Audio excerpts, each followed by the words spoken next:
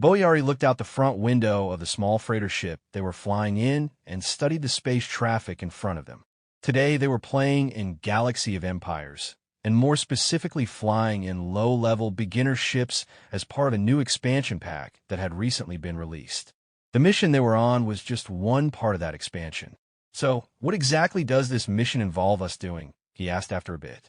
Rogue, who was sitting in the captain's chair, studied a small informational display in front of him that laid out the details of the mission that they were to perform. "Well, according to these instructions, we're supposed to head out to a nearby asteroid mining complex, pick up a shipment of raw ores, and bring them back here for processing," he replied. The others looked at him incredulously. "Lame. Or shipping is boring, man," whined Boyari. Mesa crossed her arms and glared at him. "Lame or not, it's how we level up. And this mission requires that we start at the bottom, just like everyone else, and grind our way up the tech tree," she replied. "So, is that why traffic is so crazy today?" asked Kite as he manned the helm. Mesa glanced out the front window at the large gathering of other cargo ships in the area.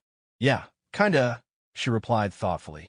"For what I understand, the backstory on this particular mission is that we're mercenaries, working for the Solicited Star Empire, helping them to colonize some space that is officially anyways considered neutral. Apparently, we're supposed to pretend that we're just civilians, working entirely on our own and with no connection to the Solicited Star Empire, to help set up these colonies. This mission we're on is the first part of that," said Emma. "Ah, so basically they want to capture that space, but to do it without starting a war, it has to look like the colonization is entirely organic," said Kite. Emma shrugged. "As best I can determine, yeah." Boyari chuckled at this. "You know, for a bunch of AIs running a virtual game empire, that's pretty darn shrewd if you ask me," he replied. "Agreed," replied Rogue with a grin. He then sat there quietly for several minutes as he looked at an overview of the area on the smattering of holographic screens that spread out before him. It was so crowded that nobody and nothing was moving. "Have we made any forward progress yet?" he eventually asked. Kite snorted. "Right now, a space snail would probably have gotten further than we have. I mean, this is straight-up trade lane gridlock," he grumbled. Rogue pondered this briefly and then dismissed his displays. "Well then, allow me to make some room for you," he said.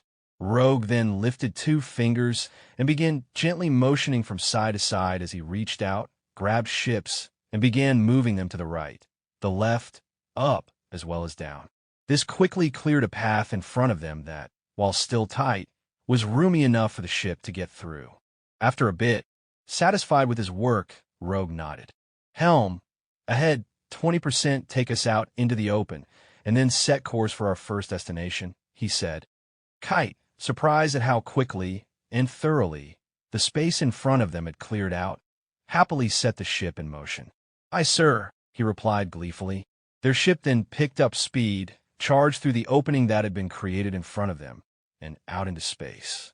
However, as they prepared to jump to FTL, the ship's communications cluster began to erupt with dozens upon dozens of angry cries, complaints, and other rather ugly messages from the multitude of ships that they'd left behind at the trade hub. "Hey, Rogue, are you hearing this?" said Emma. Rogue looked at her curiously. "What are you hearing?" he asked.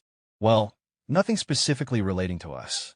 Just lots of angry ship captains complaining about, and I quote, the demolition derby that they all just participated in," she replied. The rest of the crew all looked at each other in confusion, and then back at the main viewer. "Give me a rear view of the trade station, if you would please," said Rogue. The image on the main viewer changed from an open field of stars into a wide-angle view of the space around the local trade station. For the most part, it looked normal, save for one part of the crowded area around the station that looked like it had indeed been part of a gigantic starship demolition derby. "What happened there?" said Boyari in surprise. "Believe it or not, I think that's the area we just left," said Kite. Everyone stared at the image on the view screen for several more moments, before suddenly coming to a realization of what had actually happened.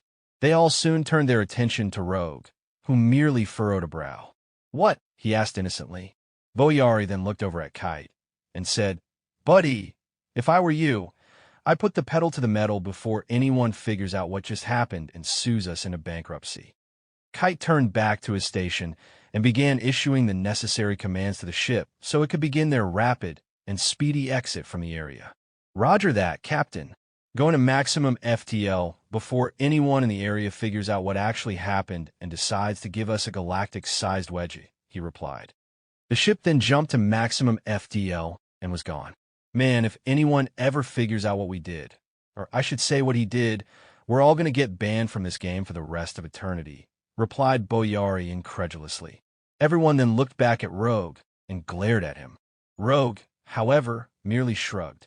Sorry, he replied sheepishly.